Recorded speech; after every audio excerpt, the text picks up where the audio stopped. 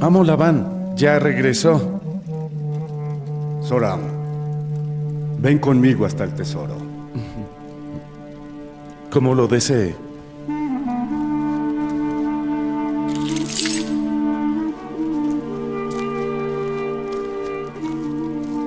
¿Y cómo le fue con los ancianos de los judíos? Sé que estuvo fuera con ellos. Llevaré las planchas de bronce a mis hermanos mayores, al otro lado de las murallas. Por supuesto, amo Labán.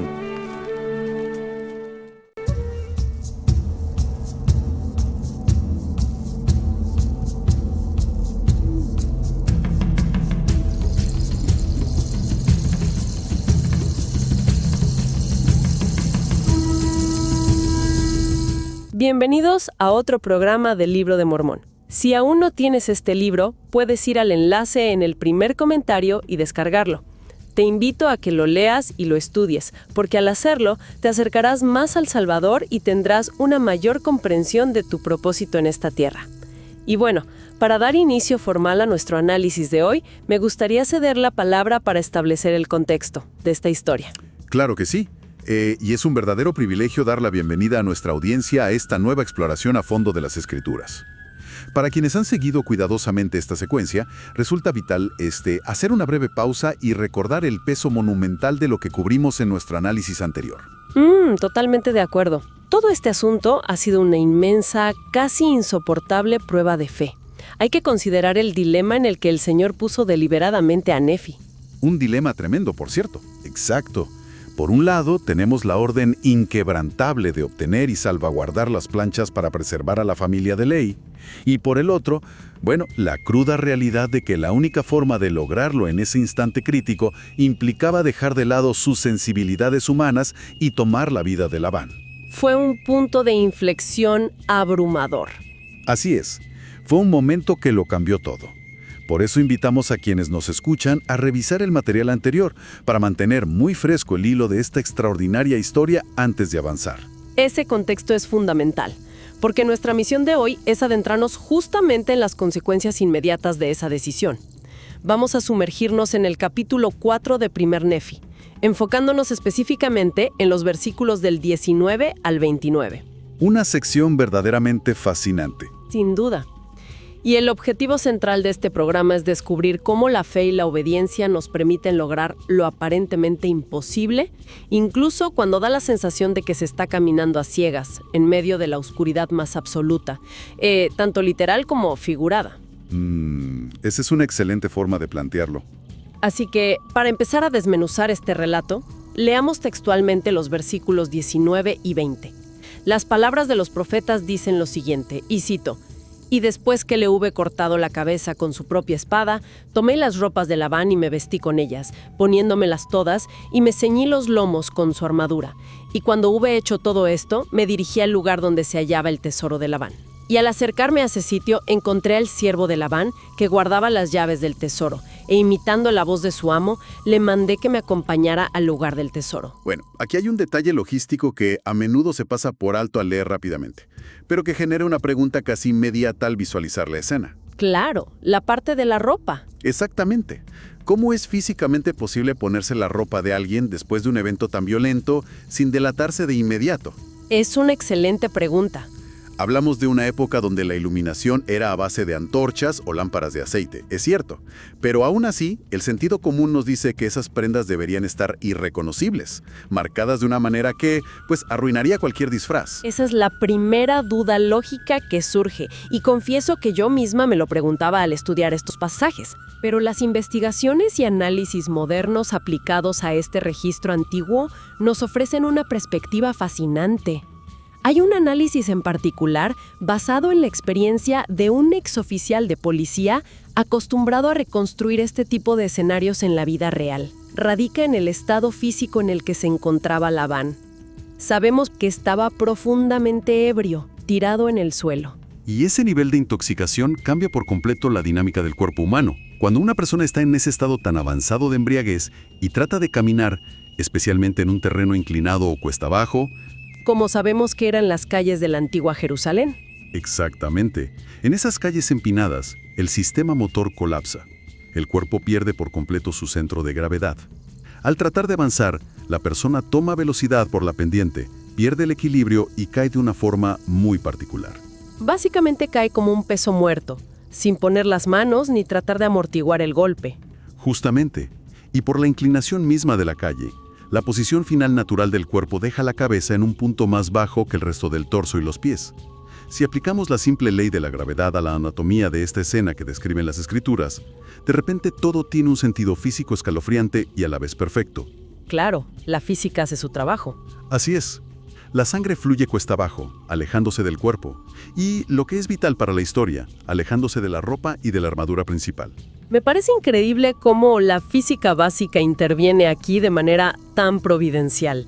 Seguramente hubo algunas salpicaduras menores en las prendas, pero nada comparado con las manchas masivas que harían sospechar a un guardia a primera vista. Definitivamente. Y a esto debemos sumarle las condiciones del entorno. Era noche cerrada, en calles estrechas sin iluminación pública moderna. Además, hay un detalle biográfico crucial que Nefi nos comparte unos capítulos antes. Él describe que era de gran estatura. Un detalle que a menudo pasamos por alto. Así es. Este no es un dato menor tirado al azar. Explica perfectamente por qué la pesada armadura de un líder militar y aristócrata como Labán no le quedó enorme a un joven. Le quedó prácticamente a la medida. Es una observación excelente. Son estos pequeños detalles, estas aparentes casualidades físicas, las que revelan un nivel de microgestión divina. El Señor guía y prepara cada centímetro del camino, incluso usando la gravedad y la complexión física a su favor. Y esa preparación divina es exactamente lo que le permite a Nefi dar el siguiente paso, un paso que requería nervios de absoluto acero. Esto nos introduce en la secuencia de la tesorería, que abarca los versículos del 21 al 27. Para dar fluidez a la historia y mantener la narrativa, hagamos un resumen dinámico de lo que ocurre en esos versículos. Me parece perfecto. Adelante. Bien. Nefi, ya con la armadura y la espada de Labán puestas, se acerca al lugar donde están los registros. Se encuentra con este siervo que tiene las llaves y hace algo sumamente audaz. Imita la voz de Labán. El siervo, viendo la silueta imponente y escuchando la voz familiar en la penumbra, asume inmediatamente que es su amo. Ajá. Luego, el siervo comienza a conversar con él sobre los ancianos de los judíos, pensando que Labán viene de una de sus reuniones secretas. Nefi no se inmuta en absoluto, le sigue la corriente y le da una orden directa. Nefi hace que el siervo obtenga las planchas y luego las lleve fuera de los muros hacia donde están sus hermanos mayores. Y asombrosamente, el siervo obedece sin hacer ninguna pregunta. Hay que detenerse un momento a analizar la magnitud de la tensión psicológica en esa escena. Empecemos con el milagro de la voz. Imitar a alguien en una parodia es una cosa, pero imitar la voz de un líder temido frente a su propio siervo de mayor confianza y sabiendo que tu vida depende de ello, Eso ya es otro nivel de presión. totalmente. Descubre que suena exactamente como Labán. Esto va mucho más allá de un talento vocal oculto. Es el Señor interviniendo activamente. Ese sonido familiar tuvo que ser la confirmación inmediata para Nefi de que no estaba solo, dándole el aplomo necesario para sostener semejante farsa. Debe haber sido un golpe de adrenalina impresionante. Pero hablemos un momento sobre el lugar en sí. Las escrituras mencionan repetidamente el tesoro de Labán o la tesorería. Es muy fácil que la mente moderna imagine una bóveda subterránea llena de lingotes de oro, joyas y monedas, como en una película antigua. Es la imagen típica que se nos viene a la cabeza. Claro, pero estamos hablando de un contexto en el antiguo Medio Oriente. El valor se medía de una manera muy diferente, ¿no es así? Es una distinción histórica fascinante. El erudito John Twestnes, al investigar las prácticas de la antigüedad, explica que el concepto de tesorería estaba íntimamente ligado a la preservación del conocimiento.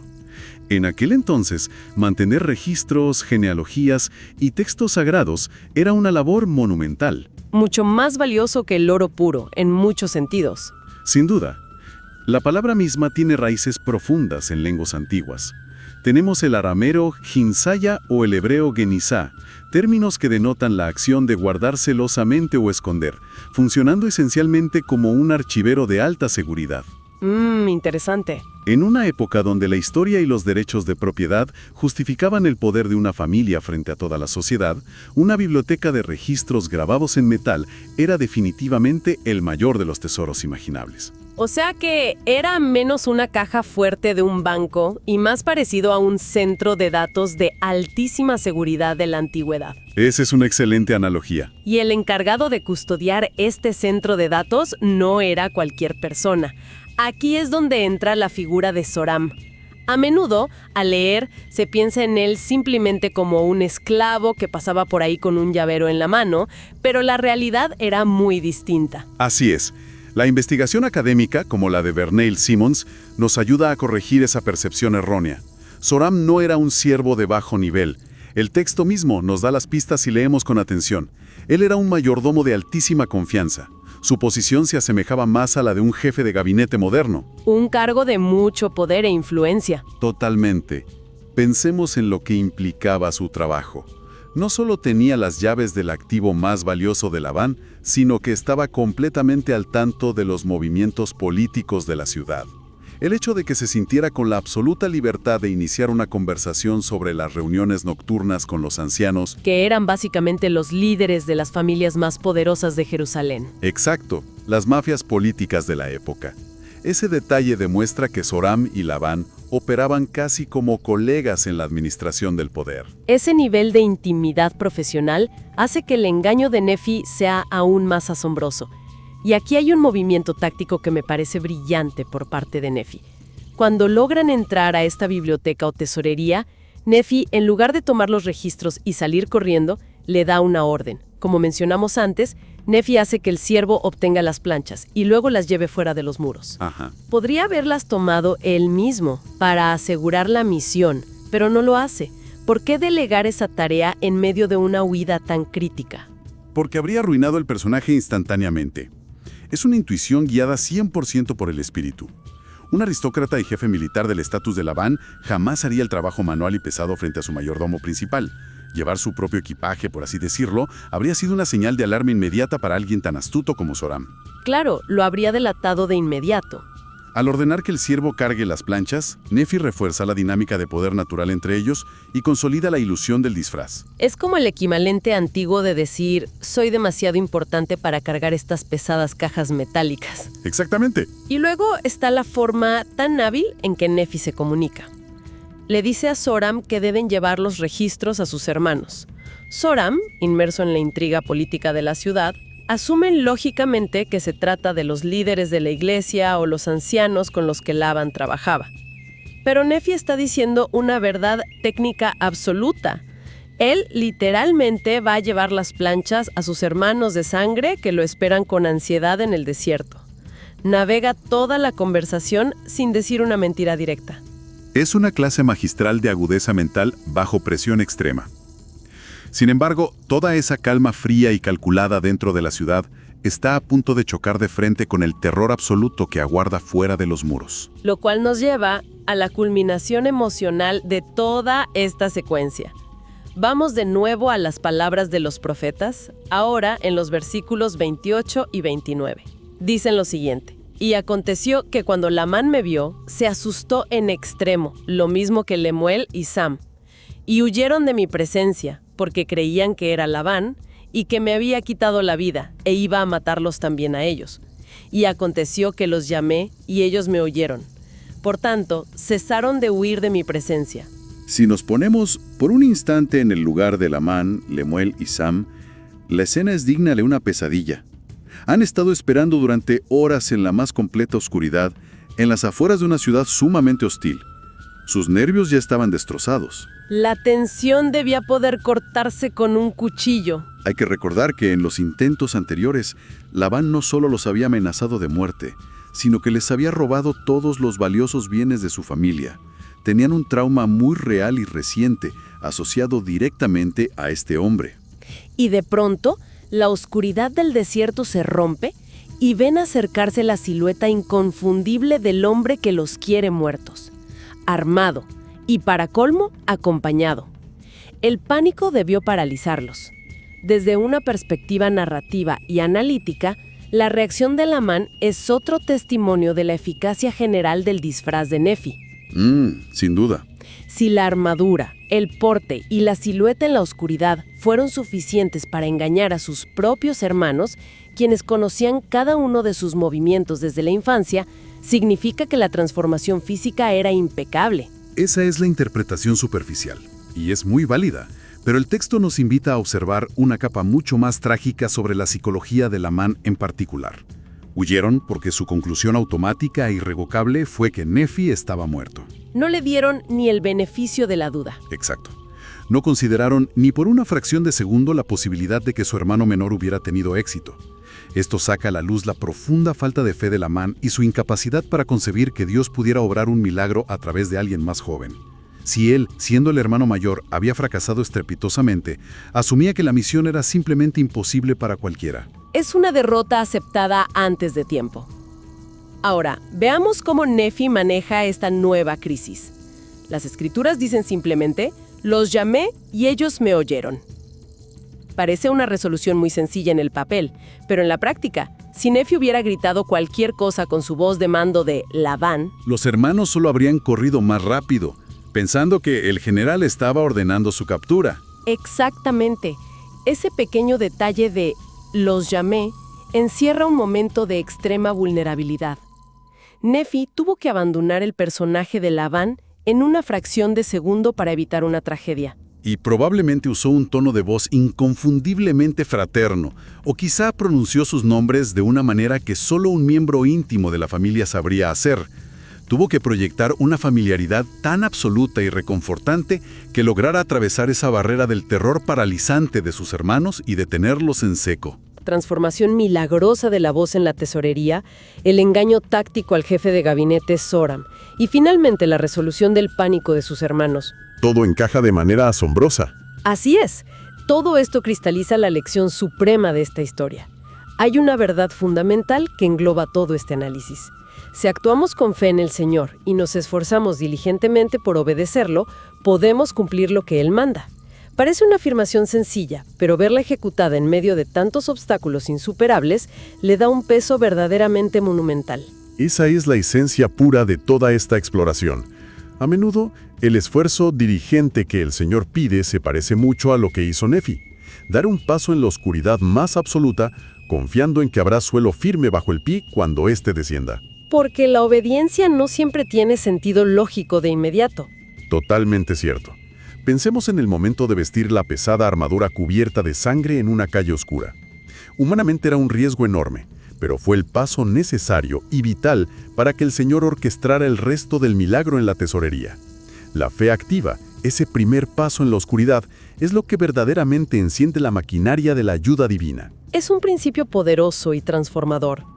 Y es precisamente aquí donde queremos conectar esta historia antigua con la realidad presente. No se trata solo de admirar el gran valor de Nefi como si fuera un relato lejano, sino de mirarnos en ese espejo. ¿Así es? La pregunta de reflexión obligatoria para hoy es la siguiente, y esperamos que todos puedan meditar en ella. ¿Qué medidas se pueden tomar a partir de hoy para mejorar en los esfuerzos por actuar con fe y obedecer los mandamientos del Señor? Es una pregunta que definitivamente requiere introspección real. Y antes de concluir nuestro análisis, vale la pena dejar a quienes escuchan con un pensamiento un tanto provocativo sobre la naturaleza misma del camino de la fe. Adelante, escuchemos. Es una ironía fascinante de este relato. Reflexionemos sobre lo que acaba de suceder fuera de los muros. Nefi utiliza su verdadera voz para calmar la crisis y evitar que sus hermanos huyan aterrorizados al desierto. Logra unirlos temporalmente. Pero en el instante exacto en que revela su verdadera identidad para salvar a su familia, detona una crisis completamente nueva. Exactamente. Zoram, el guardián de las llaves y del conocimiento, se da cuenta en ese segundo de que ha sido engañado por un impostor, e inmediatamente intenta huir de regreso a Jerusalén. Lo cual habría significado la sentencia de muerte para toda la familia de Lehi si él daba aviso a los guardias. Es un recordatorio sumamente realista de que la obediencia y la fe no nos compran un boleto hacia una vida libre de problemas. La fe no elimina mágicamente las crisis de nuestra vida. Más bien, nos provee de la claridad, la sabiduría y la invaluable compañía del Señor para navegar con éxito de una crisis a la siguiente, resolviendo los desafíos a medida que avanzamos hacia nuestro propio propósito. Me encanta esa perspectiva para cerrar. Nos recuerda que el crecimiento espiritual es dinámico y constante, resolviendo un desafío a la vez, siempre con ayuda divina. Ha sido un análisis profundo, verdaderamente enriquecedor. Sin duda alguna. Invitamos a nuestra audiencia a suscribirse al canal Fe en Cada Paso para no perderse ninguna de estas exploraciones a fondo. Nos gustaría mucho que pudieran dejar sus comentarios compartiendo sus respuestas a la pregunta de reflexión que planteamos. Siempre es inspirador leer cómo estos principios toman forma en la vida diaria de nuestra comunidad. Y por supuesto, invitamos a todos a compartir este programa con amistades o familiares que necesiten fortalecer su fe, para recordar juntos que, de la mano del Señor, hasta los muros más altos pueden ser superados. Gracias por acompañarnos en este programa y hasta la próxima.